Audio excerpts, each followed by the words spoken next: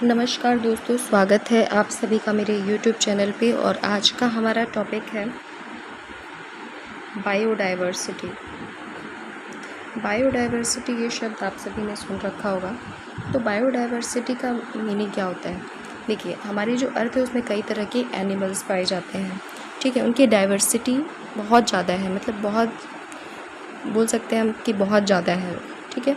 और वो सभी एक दूसरे से विभिन्नता प्रदर्शित करते हैं।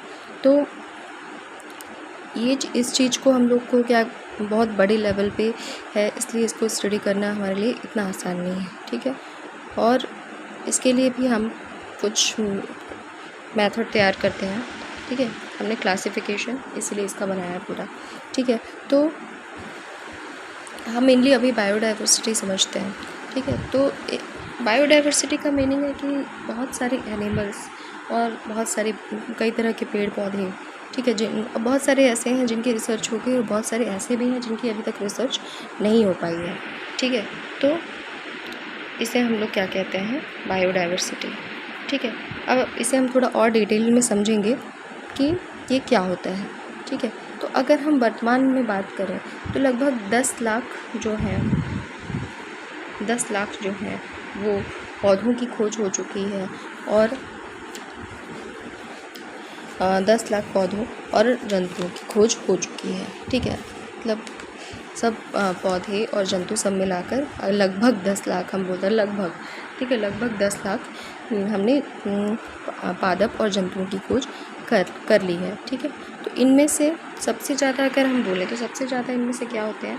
इंसेक्ट होते हैं, जो कीट होते हैं वो सबसे ज़्यादा होते हैं, ठीक है। और अब हम इसकी और कुछ कैटेगरी को ठीक से समझ लेते हैं।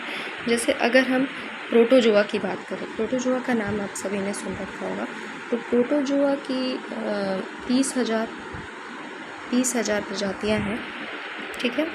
और इसी तरीके से अगर हम निडेरिया की बात करें, ठीक है, निडेरिया की अगर हम बात करते हैं तो निडेरिया जो है इसकी 9,000 प्रजातियां हैं। और अगर हम आर्थ्रोपोडा की बात करते हैं तो इसकी 80,000 प्रजातियां हैं। और अगर हम कॉर्डेटा की बात करते हैं, तो कॉर्डेटा की जो प्रजातियां हैं वो हैं 65,000, ठीक है। तो आप देख सकते हैं कि यही कितने ज़्यादा हैं, ठीक है। तो ये इतने हम लोगों ने क्या पढ़ ली? प्रोटोजोआ, निडेरिया, आर्थ्रोपोडा और कॉर्डेटा, ठीक है।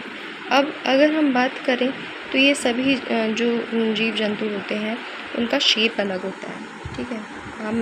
हम क्या सभी जीवों का शेप एक जैसा देखते हैं? नहीं, सभी जीवों का क्या होता है? शेप अलग अलग होता है, ठीक है। सभी जीवों का जो साइज़ होता है वो अलग अलग होता है, ठीक है। उनकी जो रूपरेखा होती है, उनकी जो आंतरिक इंटरनल स्ट्रक्चर, आंतरिक संरचना जो होती है ना, और जो उनमें रिप्रोडक्शन होता है ना, और जो इन्वायरमेंट के साथ जो वो अनुकूलता प्रदर्शित करते हैं, ये सारी चीज़ सब में अलग अलग होती है। हम सिमिलरिटी उसमें नहीं देखते हैं, ठीक है। तो अगर हम इसकी बात करें कि सबसे पहले बायोडाइवर्सिटी ये जो शब्द है वो किसने दिया था? तो बायोडाइवर्सिटी ये शब्द सबसे पहले वॉल्टर जी रोसेन ने दिया था, ठीक है। हमें पता होना चाहिए कि वॉल्टर जी रोसेन ने 1986 में पौधों, जंतुओं और सूक्ष्म जीवों इन सबको की विविधता को बताया था, ठीक है। तो ये चीज़ भी हमें पता रहनी चाहिए कि किसने दिया था और कब दिया था, ठीक है। और सबसे पहले हम जैव विविधता की अगर बात करें पादपों में, जंतुओं में, सूक्ष्म जीवों में, तो ये सबसे ज़्यादा है।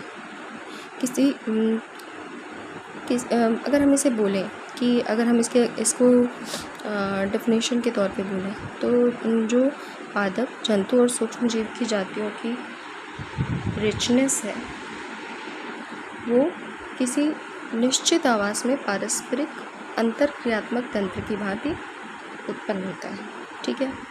तो थोड़ा सा और इसमें डिटेल में जाते हैं कि आज हमारी प्रकृति में लगभग 19 लाख प्रकार के जंतु और 35 लाख प्रकार के क्या होते हैं, 35 लाख प्रकार के क्या है, पौधे हैं।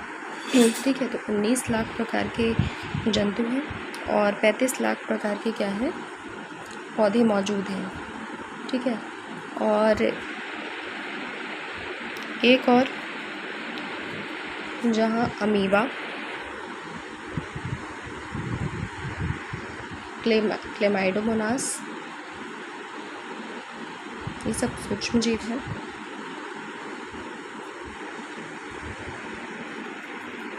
क्लेमाइडोमोनास ये क्या है, सूक्ष्म जीव है। और दूसरी तरफ अगर हम बात करें हाथी की और नीली व्हेल की, तो ये क्या है, बहुत ही विशालकाय है।